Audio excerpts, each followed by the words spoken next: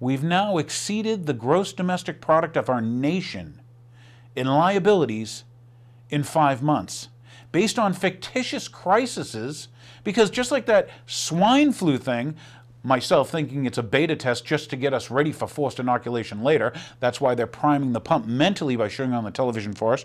But anyway, okay, tax protesters, remember the end of the Fed rallies, the Tea Parties? Oh yeah, the Tea Parties were spied on by the U.S. Army. They've come out and said, yeah, we spied on the Tea Party people. And what's important about that is, think about it. They're now using the Army inside of America. If any of you went to the Hopkinton race called the big marathon, you noticed the National Guard was out. Since when do we need the National Guard for a foot race? What are we getting conditioned to? Okay. All right. So anyway, as far as this rather interesting, once again, when you think of what the Canadian Free Press came out and said, they actually referenced the government's documents where, once again, homeschoolers, if you believe in the Constitution. Now, I remember all of my oath takers, that's right, those people that hold public office, take an oath and swear an oath to uphold, defend, and preserve and protect the Constitution of the United States. Yet you viewers out there, if you have a pocket Constitution, I think they got a FEMA camp waiting for you. Don't think they don't have a shot with it. Okay, this is interesting. This one just comes out. Anyway, Canadian Free Press and stuff was rather interesting in that, once again, the Department of Homeland Security, okay, if they own a Bible, a pocket Constitution, you kidding me? You wouldn't believe me if I told you, just look it up yourself. Now, once again, Chrysler goes out of business, okay, the economy shrinks. When I say shrinks, our gross domestic product goes down by 6% in the last quarter. Went down by 6% in the quarter before that. Yet that wasn't really on your news, was it? Because you were pandemic. You had the bull flying at you. I mean, the swine flu flying. Something was flying at you. But at the same time, during that week, what did we hear? We heard that the global banksters, they get an agenda for a bank of the world. Bank of the world. Rather interesting, huh? Problem, reaction, solution. They create the problem. They get you to react. They offer the solution. Well, I want you to catch this little clip. Here's a little clip that shows you what the media did to you to affect your mind and your thinking. And here's a doctor's view also of another way to look at it. And maybe you've been hoodwinked again. So let's play you this clip. Tell me if it's enjoyable. Swine flu breeds in pigs, spreads then from person to person. Strange new kind of swine flu. This terrifies me, the fact that New York City students may have been exposed to this. That the Department of Health and Human Services will declare today a public health emergency. We are sort of at the ground zero, if you will, Katie. This is the hospital where they've taken care of most of the early cases of swine flu.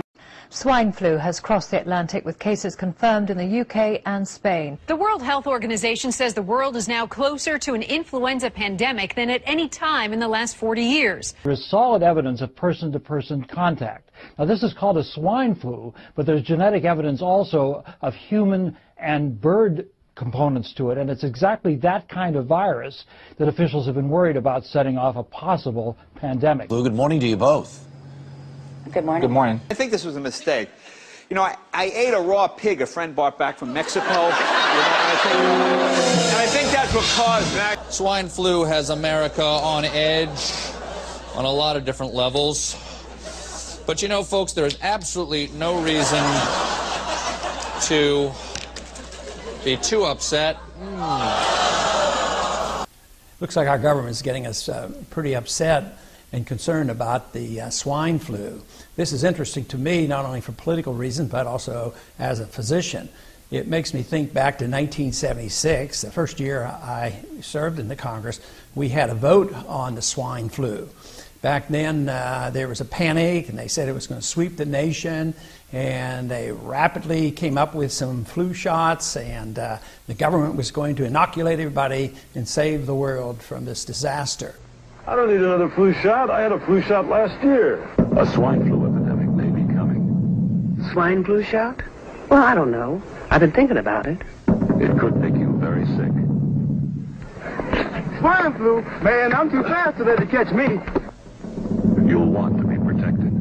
I'm the healthiest 55-year-old you ever seen. Hey, I play golf every weekend. Get a shot of protection. The swine flu shot.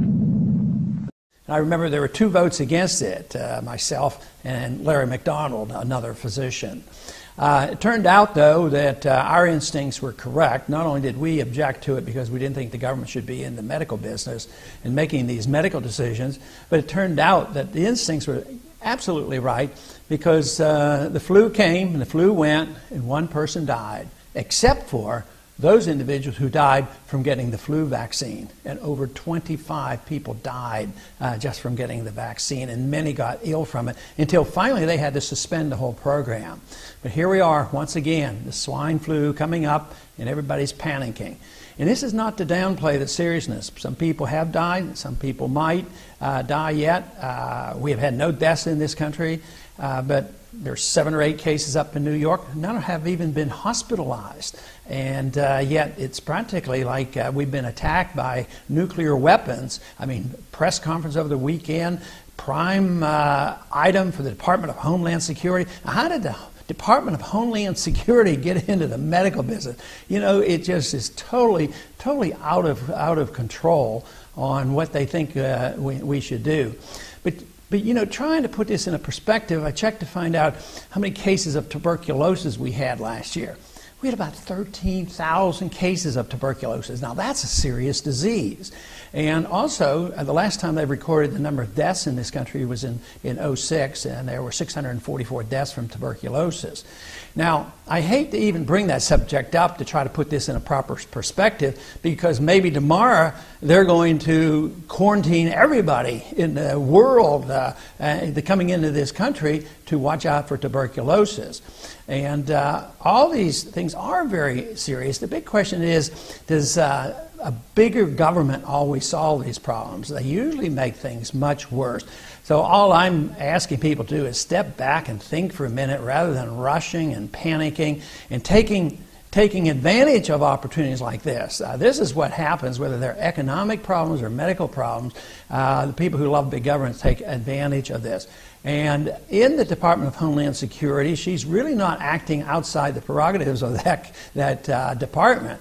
And one of the reasons I voted against it, it's an open-door invitation to deal with medical problems. And, of course, the way I see medical care in this country is deteriorating and the costs are skyrocketing, mainly because we have had central economic planning in medicine now for 30-some years. It hasn't worked very well, so now we're about to embark on socialized medicine. But I just don't think that we need the government in this manner dealing with this problem in a hysterical manner.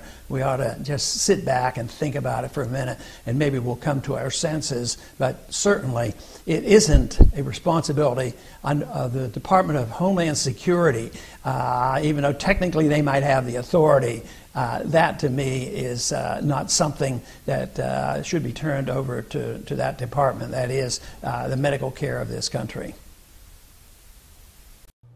So there you saw a doctor who told you, by the way, financially we have to change things. They're wrong.